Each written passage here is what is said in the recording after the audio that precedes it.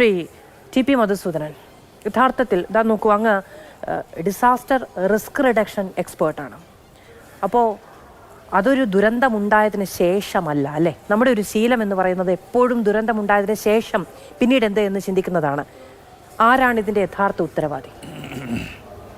തീർച്ചയായിട്ടും നമ്രമുഖനായിട്ടാണ് ഞാൻ ഈ ചർച്ചയിൽ പങ്കെടുക്കുന്നത്. ജോയിയുടെ മാതാവിൻ്റെ മുന്നിൽ ഒരു സമൂഹത്തിന് തല കുനിച്ച് നിൽക്കാനേ പറ്റുന്നുള്ളൂ. ജോയിക്ക് എന്തു പറ്റിയെന്ന് ഇതുവരെ നമുക്കറിയില്ല. ജോയിയെ കാണാനില്ല. ജോയി തിരിച്ചു വരണമേ എന്നുള്ള ഒരു നിലവിളിയാണ് എല്ലാവരുടെയും മനസ്സിൽ. പ്രാർത്ഥനകൾ. ഇവിടെ ആരാണ് ഉത്തരവാദി? ഞാനെന്ന സമൂഹം, ഞാൻ ഉൾപ്പെടുന്ന സമൂഹം. എന്നോ ഞാൻ കുടിച്ച് വലിച്ചെറിഞ്ഞ ഒരു കുപ്പിയും കൂടെ കാരണമാകാം. ഒരു പ്ലാസ്റ്റിക് കുപ്പിയോ ഒരു പ്ലാസ്റ്റിക് ബാഗോ അല്ലെങ്കിൽ ഒരു മാലിന്യമോ ഈ ആമയിഴഞ്ചാൻ തോടിക്കൂടെയോ ഈ പ്രശ്നങ്ങൾ നടന്നുകൊണ്ടിരിക്കുന്ന തോടുകളിലോ ഈ മാലിന്യ കൂമ്പാരത്തിന് മുതൽക്കൂട്ടായത്. ഇവിടെ നമ്മൾ ഡിപ്പാർട്ട്മെൻറ്റുകളെ കുറ്റം പറഞ്ഞുകൊണ്ടിരിക്കുകയാണ്. ഡിപ്പാർട്ട്മെൻറ്റുകൾക്ക് എപ്പോഴും പരിപാലനം മാത്രമാണ്, നിർമ്മാണവും പരിപാലനവുമാണ്. വേസ്റ്റ് മാനേജ്മെൻറ്റിനെക്കുറിച്ച് വളരെ നാളുകളായി ചർച്ച ചെയ്യപ്പെടുന്നു. ബഡ്ജറ്റിൽ തന്നെ വളരെയധികം അവയർനെസ്സിന് വേണ്ടിയിട്ട് കോർപ്പറേഷനായാലും മുനിസിപ്പാലിറ്റി ആയാലും പണം ചെലവഴിച്ചുകൊണ്ടേയിരിക്കുന്നു. പക്ഷെ അതെങ്ങും ചെന്നെത്തുന്നില്ല. കടലിൽ കായം കലക്കുന്നത് പോലെ ആയിപ്പോകുന്നു. എന്താണ് കാരണം? മാലിന്യം ഉറവിടത്തിൽ തന്നെ അത് സംസ്കരിക്കണം എന്ന് നമ്മൾ തോരാതെ പറയുന്നു.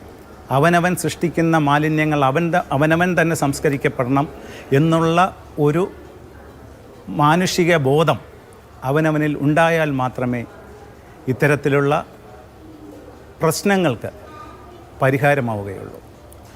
ഇത് വെറും ഒരു ജോയിയുടെ പ്രശ്നം മാത്രമല്ല.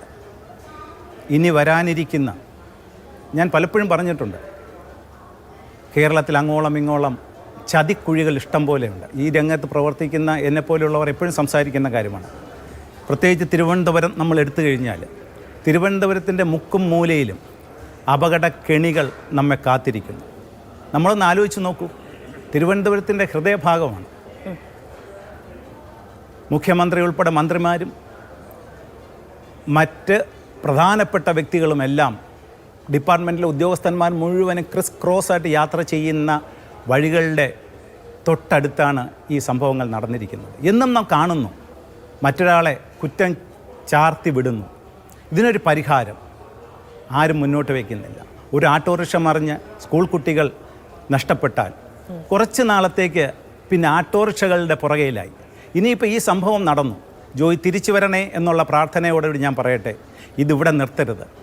മാത്രമല്ല, നമുക്ക് കണ്ടാലേരാം കഴിഞ്ഞ കുറച്ച് മഴക്കാല പൂർവ്വ പരിചരണങ്ങൾ ചെയ്യാത്തതിൻ്റെ നേരുദാഹരണങ്ങളാണ് നമ്മുടെ മുന്നിൽ കണ്ടുകൊണ്ടിരിക്കുന്നത്. ആറുകളിലും വലിയ തോടുകളിലുമൊക്കെ നമുക്കിത് സംഭവിക്കാം. പക്ഷേ നമ്മുടെ നെഞ്ചറ്റത്തോളം മാത്രം വെള്ളമുള്ള ഒരു തോട്, അതത്ര വലിയ ജലപ്രവാഹമൊന്നും ഉണ്ടായിരുന്നില്ല അവിടെ. അപ്പോൾ അവിടെ എന്ത് ചെയ്തു എന്നുള്ള കാര്യത്തെക്കുറിച്ച് കൂട്ടായൊരു ചർച്ച ഇന്നിവിടെ ഇതോടുകൂടി തീർന്നു കഴിഞ്ഞാൽ നാളെയും ജോയിമാർ ആവർത്തിക്കപ്പെടും. ഇത് മനുഷ്യ മനസ്സിന് ഓരോ വ്യക്തിക്കും, സമൂഹത്തിലെ ഓരോ വ്യക്തിയും ഞാനല്ലേ ഇതിന് കാരണക്കാരൻ എന്ന് ചോദിക്കുകയും അവനവൻ്റെ വേസ്റ്റുകൾ, അവനവൻ ഉൽപ്പാദിപ്പിക്കുന്ന വേസ്റ്റുകൾ നിർമ്മാർജ്ജനം ചെയ്യാൻ വേണ്ട മുൻകരുതലുകൾ എടുക്കുകയും ചെയ്യണം. ഒറ്റക്കാര്യം ഞാൻ പറഞ്ഞോട്ടെ, വേസ്റ്റ് മാനേജ്മെൻറ്റിൻ്റെ ആദ്യ പടി എന്ന് പറയുന്നത് വേസ്റ്റ് ഉൽപ്പാദിപ്പിക്കാതിരിക്കുക എന്നുള്ളതാണ്.